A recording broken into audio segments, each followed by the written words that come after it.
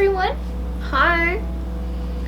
Today we're going to be doing something that isn't all that novel of a concept because I know some of you have done it before.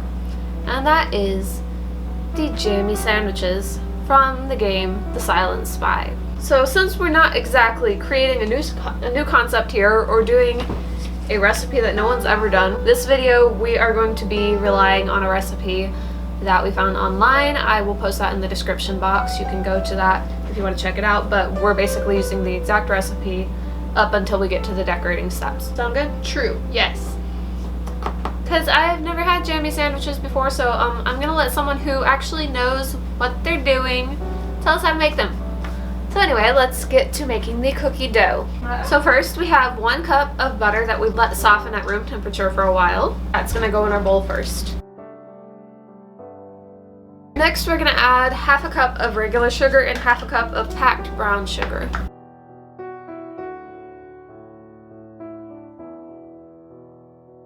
And then we're gonna mix the butter and sugars together.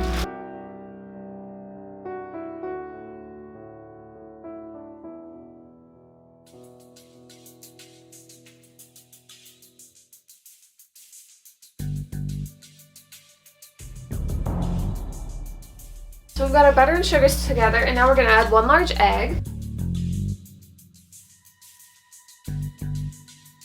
And then we're going to add 1.5 teaspoons of vanilla extract. We're also going to add 2 tablespoons of milk.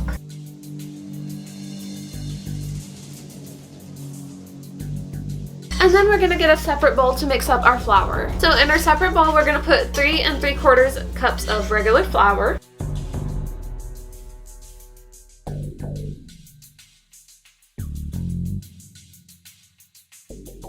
And then to our flour, we're going to add 2 teaspoons of baking powder and 1/2 teaspoon of salt. And then we're going to stir that mixture together. So now we're going to take our flour mixture and we're going to add that to our butter, sugar, egg mixture. We're going to put about 1/2 of that first, mix it in, and then add the rest.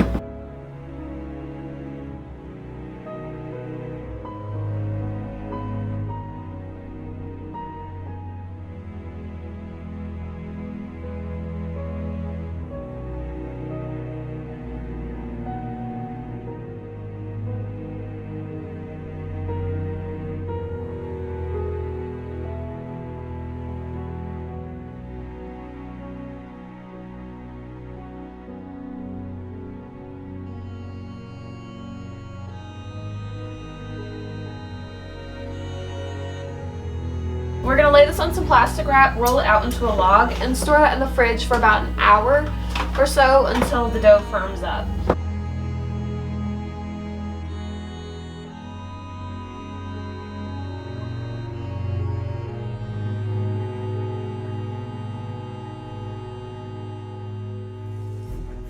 And something that you can do right now is, since all these cookies are circle shaped, you can go ahead and roll this log into a smoother circular shape so that you have the option, once your dough has finished sitting in the fridge, to just cut your circles rather than roll out your dough. So you can do either, but this will save you a step if you want to just go ahead and roll it into a nice circle shape. And we're going to pop this in the fridge now. Adorable. It's like a giant worm. Which is adorable. Okay, so we're gonna take off, clean up the kitchen, and watch the clock for an hour. We'll be back to see you all then.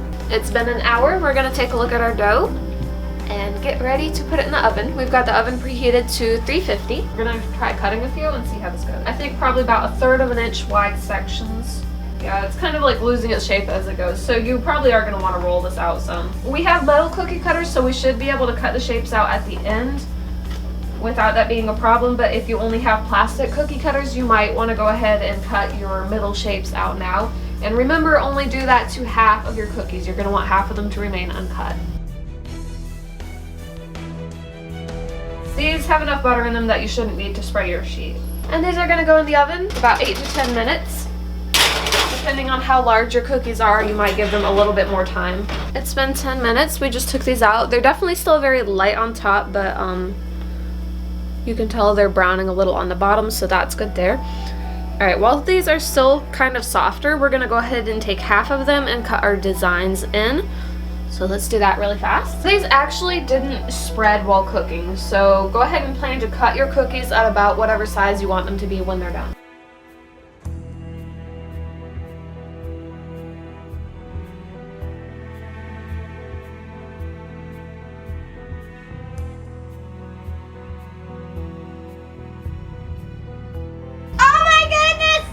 That's too cute. Oh, that's hot. Oh my So word. if If you have metal cookie cutters, they'll definitely cut fine once they're already baked. And they will come out. And you end up with really cute little stars and heart cookies. These are so cute! I like how tiny they are.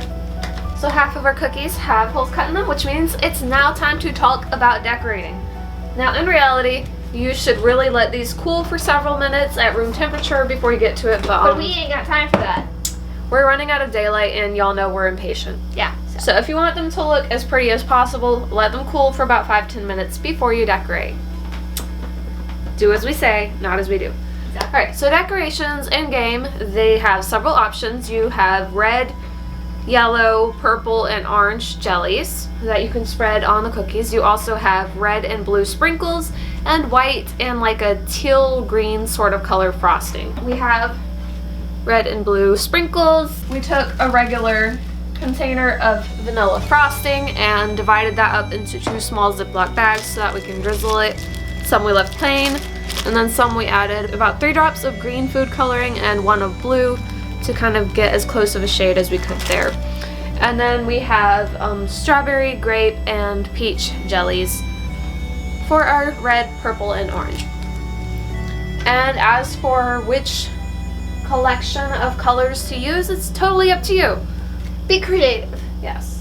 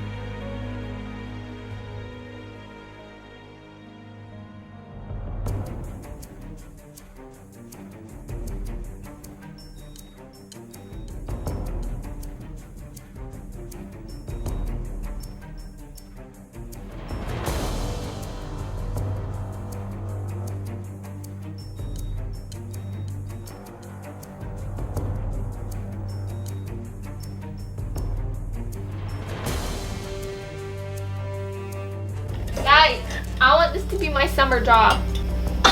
So this is definitely a fun activity to do if you're gonna have like a Nancy Drew themed party or afternoon with your friends at your house. This would be a great activity to do. You can bake the cookies ahead of time and then Yes, cut and go ahead decorate and them do. together. Not just the cookies being cute. You have tiny, cute little shaped cookies from cutting out the inside of the cookie. I mean, how cute is that?